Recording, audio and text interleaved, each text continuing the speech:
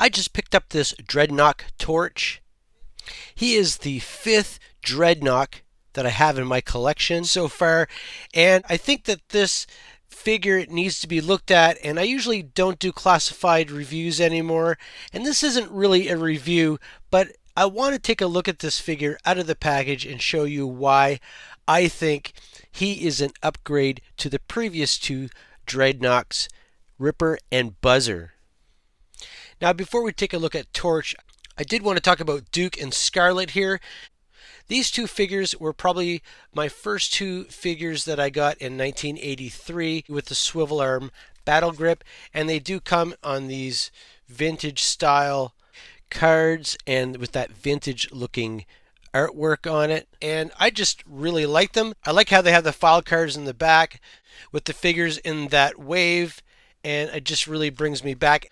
Of course, these are 12-inch figures, so the cards are pretty big, but I just think they're really cool, and I wish they all came on these cards, to tell you the truth. And I'm really happy that Hasbro is doing these figures. They are a good homage to the original figures. Now, as you know, Hasbro has been doing their figures pretty close to the vintage ones with a little bit of a minor upgrade to them, and some of them have more of an upgrade than others, and these ones are really close to the original figures from the 3 3/4 line. I love how Duke comes with his machine gun here. He's got the pistol, he's got the binoculars that look like the original ones. He does have a visor. I don't believe the vintage figure had a visor, but some of the figures from 82, 83 did come with visors like that. And he's got the shovel on his backpack. And I just think that they look really good together. They've got a nice color palette, original to I think the vintage one. I think Scarlet is amazing. She comes with a lot of extra guns. She does have a backpack here, which the vintage figure did not have. A bunch of these machine guns here. Here's the machine gun you would see in the animation series. In the cartoons, they all pretty much used this gun. And she also has a different ponytail that you can plug in case she is wearing the backpack, and the backpack does have 2 tabs that you can put the extra guns on, but I don't like the backpack and I'm not going to use it. But the one thing that she does have that you can't take off if you wanted it to be original to the vintage, but I like this upgrade. It's a pouch for these individual arrows that fits on her crossbow, and this arrow here is a little bit different, has a little bit of a different end on it, and I like that. So it just fits right in here, and I think it looks fantastic. So I just wanted to say that these figures to me are amazing, and the fact that they come with the figure stands, I think all of these figures, including the ones in the boxes, should come with the figure stands. So that's my rant on these figures. I just think they are amazing. I also really enjoy the gun on the inside of her arm. That was on the original 3 3/4 figure. Before we get them out of the package, let's take a look at the box. We get the really nice artwork here on the side. We've got the number on the top. It's 123. And his stats, which nobody cares about. And of course, on the back, you can see some features here, like the flames coming out of the flamethrower. So let's get Torch out of the box and take a closer look. Sorry, but before I continue, I had to stop this video because I had a surprise that showed up at my door, and I'm going to open that up at the end of the video. So stay tuned and watch the whole video so you can see the surprise box that I just got at my front door. It has a lot to do with what we're talking about today. Let's take a look at the figure first, and then we'll take a look at his accessories. He's got those flame tattoos on his wrists. And these are separate pieces, these chains around his wrists. That's kind of cool. We've got his arm band here with spikes. That's a separate piece. His vest here is a separate piece. Lots of detail, lots of texture skulls, chains. He's got a separate necklace here with a skull on it. He also has a um, necklace here around his neck, but that is not separate. That is molded into his neck, I believe. Yeah, that's molded into his neck. His head rotates. And he's got two holsters here, some really nice black boots. And I think overall he looks great. He's got that really nice silver belt with the skull. He's got lots of skulls. Oh, and he's got flames on his pockets, and he's got studs on the back of his vest. And we can see he's got a red headband. And he looks like Torch from the vintage figure. The one thing that I noticed that's different about this guy compared to Buzzer and Ripper, they all have sunglasses. And Buzzer and Ripper has sunglasses that attach and you can take off. And Buzzer's glasses never seemed to stay on his head. Now I used some heat on Buzzer's glasses to get it to stay there, and they still don't stay very well. But what I noticed about Torch is that he has sunglasses that are molded into his head, and I think that is a bonus. I like that. So let's get his accessories on here. He's got this really cool backpack. The tank on the back, he's got also a yellow tank there. It says Noks Rule with a bunch of different details here. Now he's got this really cool torch here. It's got the skull on the front, and it's got fire coming out of its eyeballs, and those are sculpted in there. You can't actually take those out, which is too bad. That's I was expecting that I was able to take that fire out.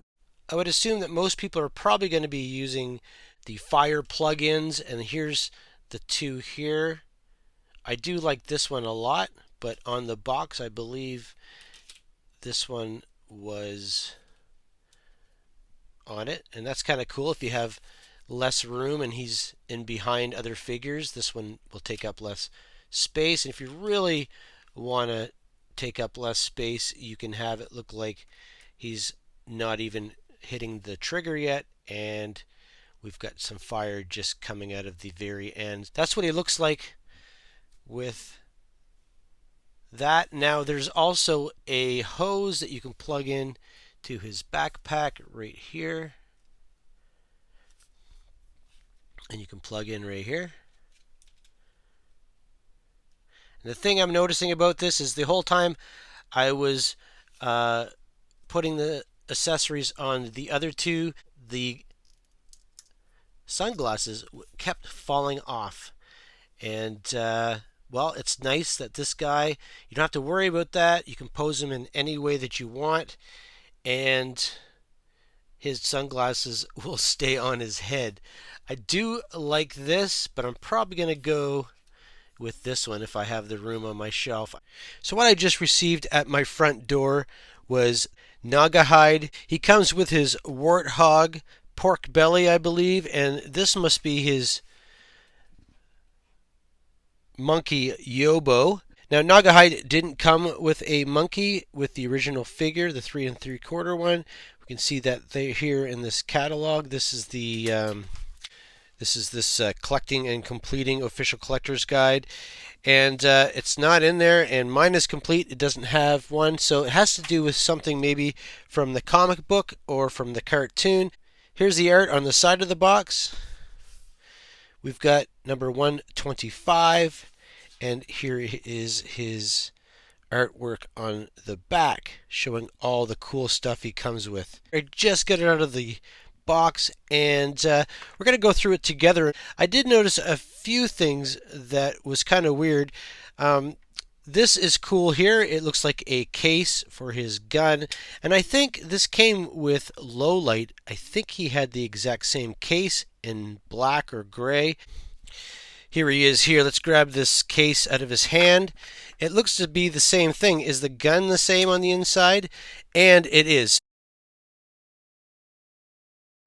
And I think that's a good way of reusing that weapon too. It's really cool. I want to take a look at the monkey first. He's got a patch on his eye here. He's got his mouth open. No articulation there. It seems like his arms should articulate, but they don't. The only thing that articulates is his tail. The arms are separate pieces, but they don't move. And he's such a small little figure anyway, so it feels like that tail is going to fall off, and it's super loose. So the tail just broke on my Yobo. That is disappointing. I just got it out of the package, and it wasn't broken when I took it out of the package. Another thing that I've noticed is we've got the pouch for his arrowheads, and unlike the Scarlet figure, which we looked at earlier in this video, which is a coincidence actually, this does plug in and you can take it off. But the one thing that is disappointing and confusing to me is that the arrows are molded in, except for this one here, which you can put in there. I'm confused with that decision. Why wouldn't they just give us 4 arrows that we could plug in, just like Scarlet? But if we look at him, he's got the 2 necklaces, just like Torch, except both of them are loose. He's got a loose vest, lots of tattoos, anarchy, another tattoo here. It's a knife with a skull and an arrow through it. So that's interesting. We've got some grenades, different kinds of grenades. We've got some separate pieces here for the armbands. We've got another armband here, just like Torch again. So we're seeing a lot of details that are similar within these figures. We've got a sheath here on his right foot or his right leg. We've got a sheath here. And we've got some leopard print on his vest. We've got another snake tattoo on the side of his head. And this is really cool where he's got some scrape marks or some scratch marks.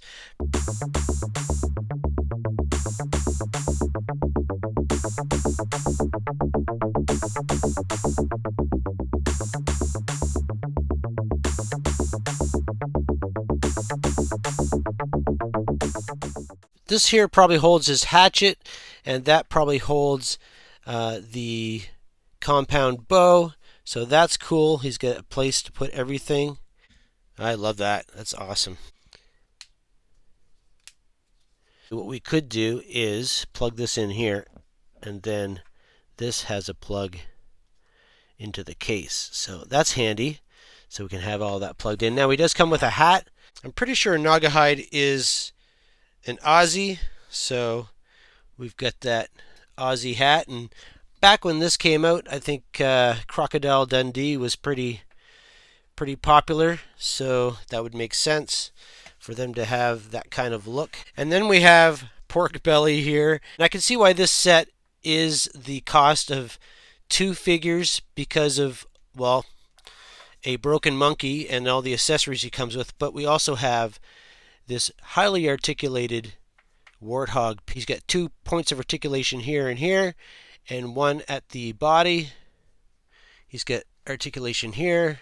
On the back legs, he's got the same articulation at the ankle, at the heel, and at the leg. He's got tail articulation. Don't break it. He's got articulation like that, so his hair is only connected to this part of the head, so it moves independently from the back. And he does have mouth articulation, which comes off really easily. He's got a broken horn here, or tusk. He's got a metal ring around his nose. He's got some really nice paint detail on his eyes and his body, and he also has an earring here.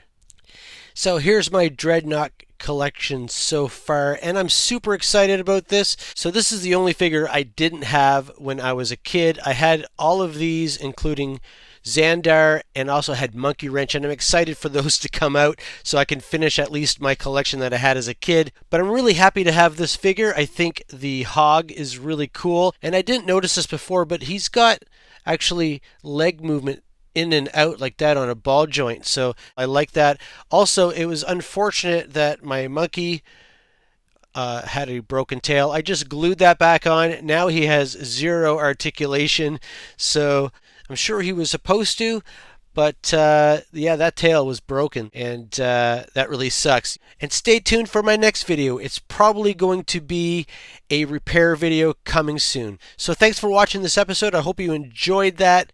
Make sure you like and subscribe, and I'll see you in the next episode.